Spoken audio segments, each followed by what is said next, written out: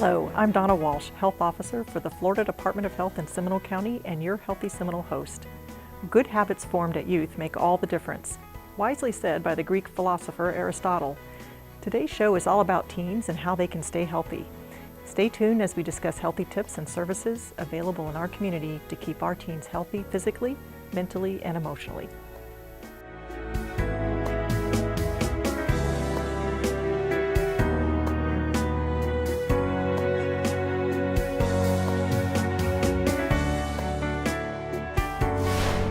Our teens spend a great portion of their time at school.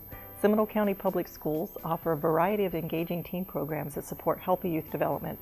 Here to highlight some of the programs they offer is Stephanie Jackson, Medical Health Services Coordinator for Seminole County Public Schools. Welcome, Stephanie. Hi, how are you? Great, how are you? I'm awesome today.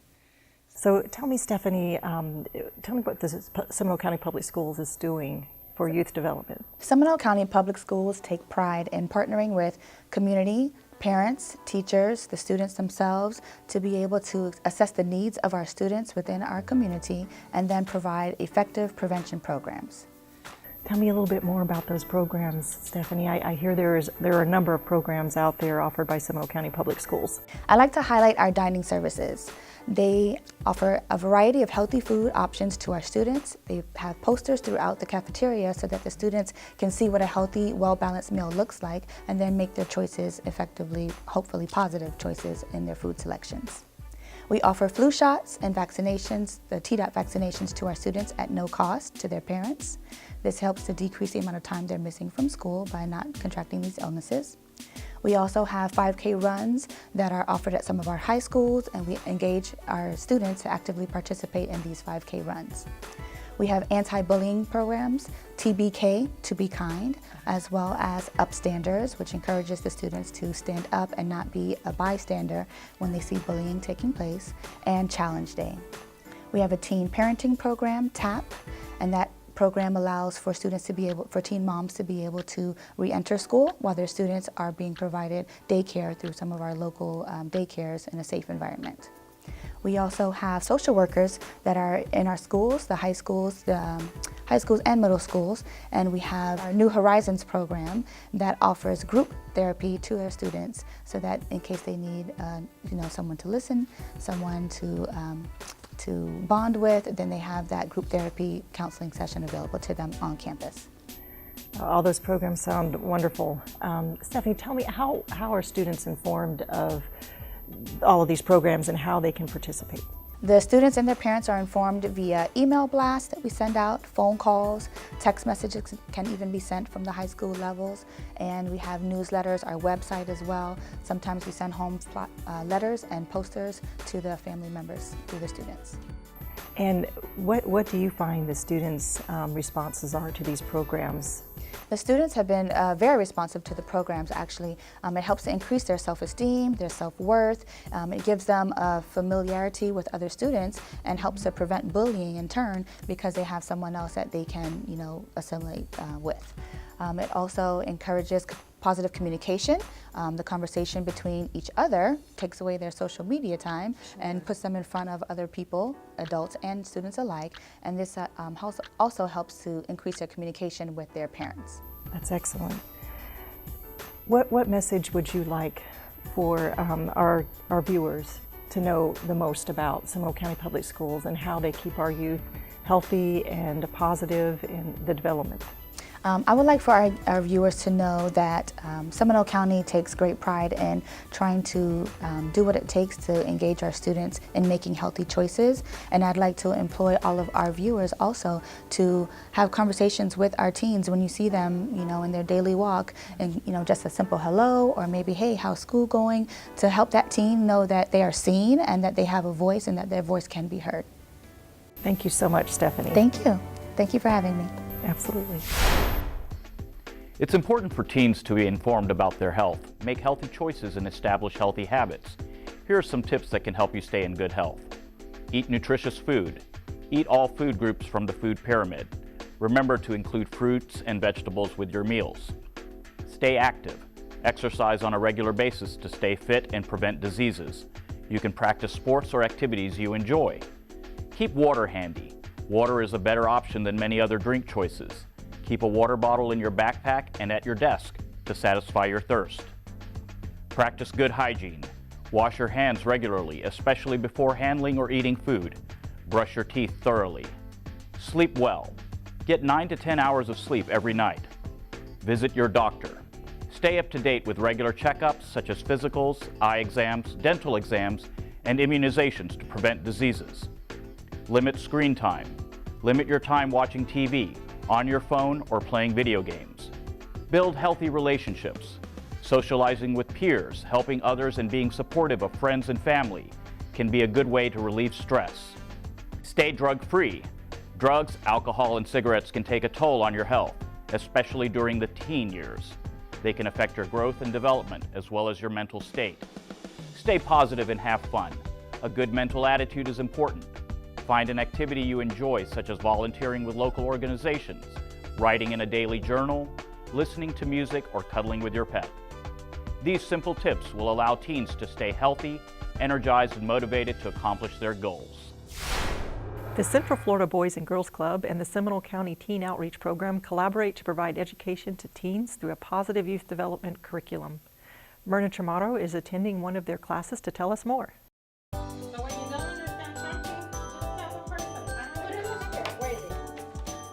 I'm here at the Boys and Girls Club in Altamont Springs to learn more about the Teen Outreach Program. And joining me is Leticia from the Teen Outreach Program. Hi, Leticia. Hi, Myrna. How you doing? Good.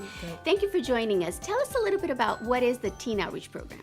Well, the Teen Outreach Program, it's a positive youth development curriculum. So what are some of the goals within the program? Well, the goals for the Teen Outreach Program curriculum is for them to gain some life skills, sense of purpose, positive behaviors, healthy behaviors mostly. And it really try to encourage them to learn skills like communication, problem solving, critical thinking mostly. I see it as a support net for parents, teachers, youth groups, leaders in the community. It's a supplement for them. How did it start here in Altamont Springs or in Seminole County? Well, I have to say in 2011, thanks to a 5-year health department statewide grant and a collaboration with the Seminole County Schools System and the Grove Counseling Service and also Boys and Girls Club, this happened. It was able thanks to them. And right now we have a partnership with Boys and Girls Club in Altamont and Sanford, and also Seminole County School System with the 21st Century After School Program. We have actually 60 participants actively participating in the program. What are the benefits? The benefits of the program is an evidence-based program. We were able to see the reduce of suspension, school suspension by 52%. We also saw courses failure reduced in 60%, and even teen pregnancy of 53%. So this is great. We want the kids to come join it. So what are the requirements of the program? Well, you have to be a youth, middle, high schooler, and be part of this collaboration with our partners. And also, it counts on a minimum of 25 lessons through the 9-month period, and also a minimum of 20 hours of community service learning experience, because we want them to put to practice all those skills that we are teaching through all those lessons. And it's just to offer a safe environment for them. And officials from the Boys and Girls Club are very happy with the program. We want to give the kids things that they should be exposed to, but we don't necessarily have the opportunity to give them in our budget. And she comes every single week, and we definitely appreciate it, because that type of dedication and consistency is what our kids need in order to actually grow as people. The Florida Department of Health in Seminole County provides sexual health and family planning education to teens through their teen clinic. Here to share more on this program is Dr. Mina Joseph, Medical Director for the Florida Department of Health in Seminole County. So welcome, Dr. Joseph. Thank you. Tell us what teen clinic is. Yes, teen clinic, Donna. We started teen clinic in 2012, and we started teen clinic because of, let me give you a little history. Sure. Because of what we saw in our clinics, in our regular health clinic, that we were seeing a lot of teens, and their needs and their concerns were different. They didn't really fit into my pediatric category, they didn't fit into my adult category, and they had special needs. So my staff and I sat together in many sessions, and we came to the conclusion we will be better off serving our teens' needs by doing a separate teen clinic, and that's how Teen Clinic was born. So tell me, Dr. Joseph, in Teen Clinic, what type of services are offered for our teens? Teen Clinic is actually, I'm happy to say, Teen Clinic is where I think real public health is coming into play, because it is all about education and prevention. Treatment is my last thing in Teen Clinic. I want education, good information, good education for the teens about prevention of certain things. Prevention of STDs, prevention of pregnancy, more than anything, prevention of cancers. I mean, we do educate them so they can make informed choices. Once they make good choices, that's good for their future. I mean, their life is set. So my goal is for my teens to have good information. And that is what we do in Teen Clinic. It's amazing. So Dr. Joseph, tell me how a teen receives the services at the health department. Do they have to come on Teen Clinic Day, or can they come any day for services? And do they have to be accompanied by a parent? How does their visit look when they come to the health department? Okay. Teens can come any day. Teens are, by the way, Donna, I forgot to mention, teens from ages 13 to 18, all visits are free at the health department. Okay, I don't think any other place can claim that. So that's one thing, any day.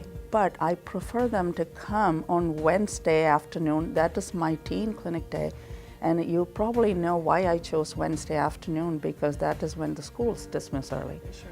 So, you know, that gives them, I think, an hour extra to come, and they can come on a walk-in basis. I do not demand that they make appointments. They're teens. Right. I make all kind of provisions for them, okay? All I ask them to do is to bring a student ID, at least some ID, or a driver's license if they're old enough. Absolutely, sure. Now, of course, I love parents to come, but it's up to the teen. It's a judgment-free zone, okay? I do not judge, or none of our staff judge the teen for not bringing the parents or not for making this choice versus that choice. They are the kings and queens in the clinic. Their wish is our command, you know, like we treat them like royalties. So you tailor the clinic for the teens. Exactly, because very welcoming. I personally have a big passion and compassion for our teens. And it's so important, as you've mentioned, Dr. Joseph, for us to address some of these very, very critical issues while our teens are young, right? Yes, before they get into those even more difficult decisions as they become adults. So everything you're doing is amazing in the clinic. And Dr. Joseph, what would you like to share in closing with our viewers about caring for our teens and their teen health?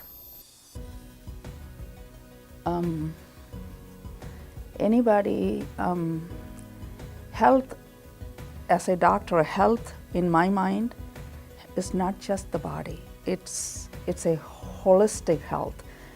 The teen has to be healthy in body and in mind, and many times we forget that. And I think my teen clinic offers them a safe place to talk, to express themselves, their concerns.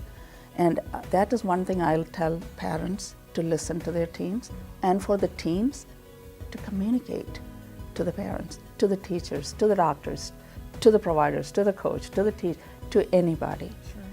I think education and communication is what I say for my beloved teens to do, okay? I mean, because teens are our future and their health matters. Thank you so much, Dr. Joseph, for sharing with us about Teen Clinic today, and thank you for all you do to help our youth. Thank you, Donna, for giving me this opportunity. Thank you.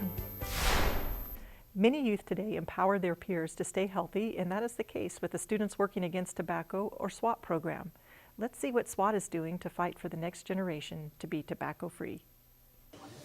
So I'm here with Nicole Jimenez. She's the SWAT chapter president, and she's here to talk a little bit more about what SWAT is. So, Nicole, how are you? I'm good, how are you? Good. Tell us about SWAT. What is it? So SWAT is Students Working Against Tobacco. We are a group of people, or mainly a group of students that just want to see a difference in our community. Okay, great. So what type of difference? Right now we're mainly tobacco difference. Like, we focus on point of sale, which is what this meeting behind us is about. Point of sale POS is point of sale, and they talk about how big tobacco is targeting kids, and how we want to raise awareness, and how we want to educate our youth and our friends and our families about how big tobacco is targeting them and things they can do to prevent that. So once the kids join a SWAT club, what do they do? What's some of the activities? A lot of activities are basically in the community. Like, we participate in like 5Ks or like any type of little event that goes into the community. So we have like a booth and we pass out information. We do games. We attend like little fundraisers within the group, within schools. We do presentations at schools. We give them presentations to teachers to educate them. Not because it's important for teachers to know, because they are involved in the students' lives, just like students should be aware of what's going on in their community. How can people join? What is the age range, and where do they go? So SWAT starts at the 6th grade level. So it starts in middle school and then it ends in high school, which is my senior year. And you can join in at here, the Seminole County Health Department, or in schools that have the club. Okay. Mm-hmm. And any important message you would like teenagers to know about SWAT and tobacco in general? I hope that all teenagers make great choices and be tobacco free and learn that it's a really good life. Just take care of your friends and be good. Thank you very much. No problem. Joining us now is Britt Henderson, Recreation Supervisor with the Westside Community Center, to talk to us about Westside Youth Mentoring. Welcome, Britt. Welcome, thank you. Britt, what is Westside Youth Mentoring? Tell me more about that. Westside Youth Mentoring was an initiative started in 2013. Okay. Prior to me moving back from Savannah, Georgia to Sanford. Decided that I needed to do some type of youth mentoring with all the negative violence and stuff going on in the community. Sure. So the Westside Youth Mentoring was developed first for guys, black males, and then we decided to open it up for anybody of all races and colors. And we did a black males gathering just to reach out to the males to show them and give them a positive male role model in their lives. And then 2 years later, we started with the females. So now we do both male and female. Wow. So, Britt, you told me when the initiative started. How many youth have participated in the initiatives? Since we've been doing it, we've probably served close to 100 male and female. We currently average about 27 to 30 teens every time we meet. In your meetings, Britt, what topics do you discuss? We like to tell the parents that we have real talk sessions. We open it up to the kids, and it's youth driven. I have a partner, Patrice Anderson, that handles the female portions, and she's a Seminole County Public School administrator employee. And we have group sessions, both combined and individual group sessions. But we tend to do more group sessions where we have open talk discussions, where we may talk about dating, how to handle when you're stopped by law enforcement, lifetime things that they're dealing with every day in their schools, in their community, and in their homes. What issues are coming up from the youth who participate in this mentoring program, Britt? What are the issues facing them today? I think the biggest thing is stability and the trust. They don't know who to trust. The stability is when they're doing different programs and people introducing them to different things in life. It starts out and then it goes away. So for us, I'm real big on doing group sessions every week, regardless whether we have 2 students or whether we have 50 students, because I believe consistency is very important in the kids' lives today. Okay.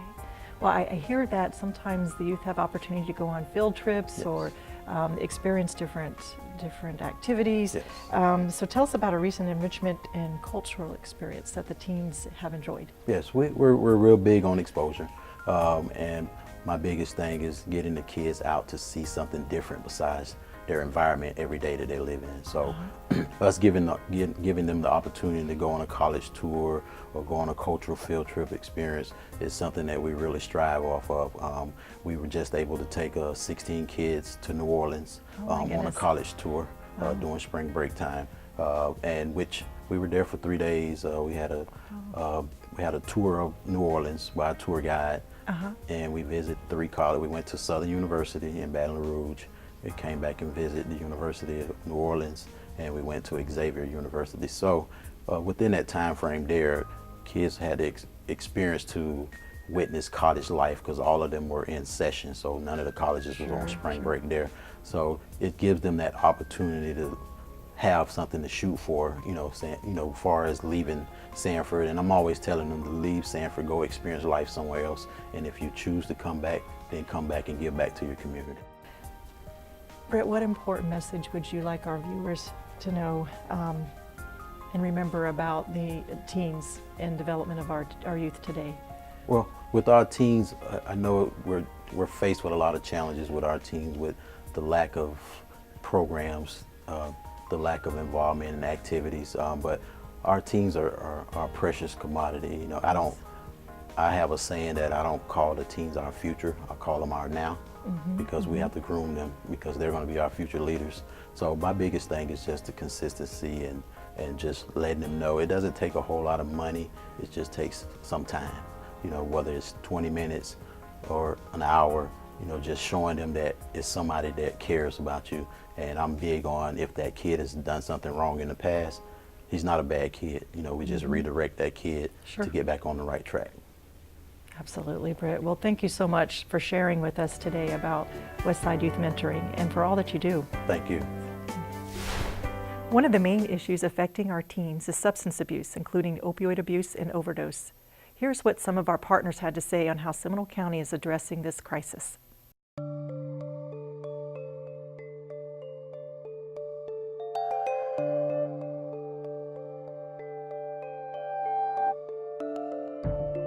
In Seminole County, like many areas across the state and nation, we have had an increase in opioid-related overdoses and deaths.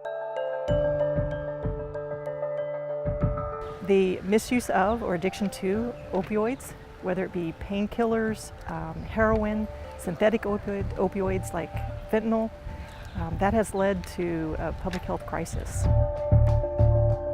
This epidemic is getting us all to think a little bit more strongly about what are we doing and how can we intervene. We're doing a lot to combat this. Just last year alone, we had nearly 40 successful deployments of Narcan. And Narcan is obviously to reverse the effects of the opioid. We've always had Narcan on our EMS units all over Central Florida.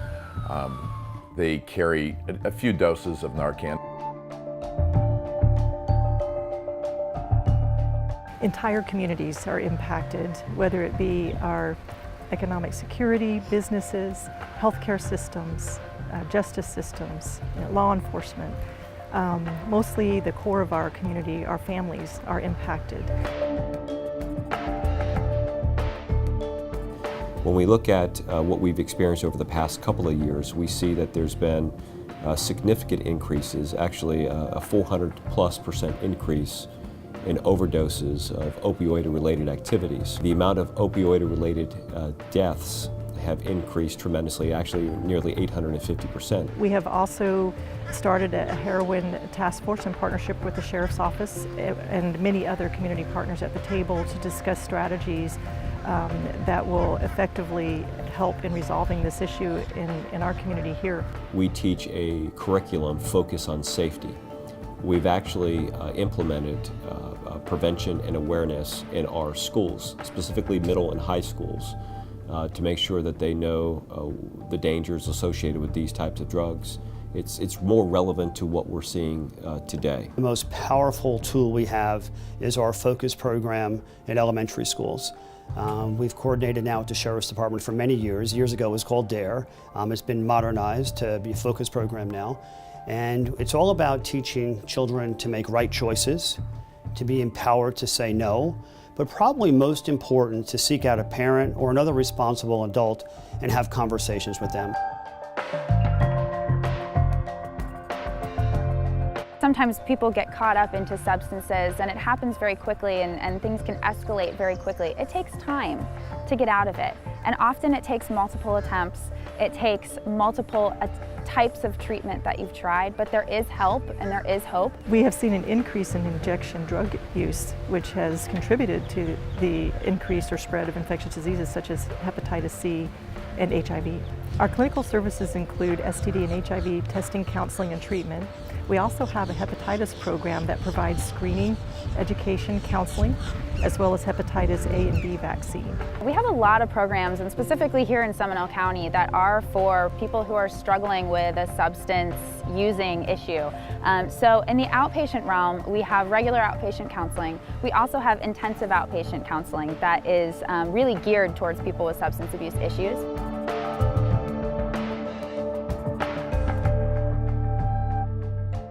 In the end of the day, we want to save lives. We want to break people's addiction. We want to enhance our quality of life. We want to reduce the amount of criminal activity that's going on in the community.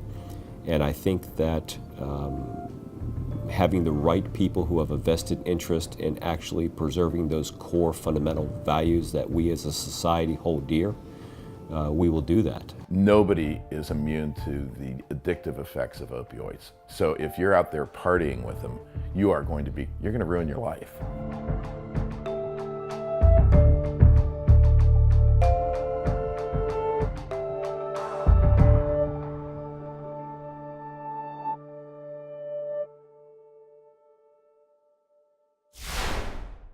Keeping our teenagers healthy is a top priority in Seminole County. We hope you enjoyed today's show, and I encourage you to share with a teenager in your life the many resources we have presented. Thank you to our distinguished guests, and thank you for joining us today. I'm Donna Walsh for Healthy Seminole. See you next time.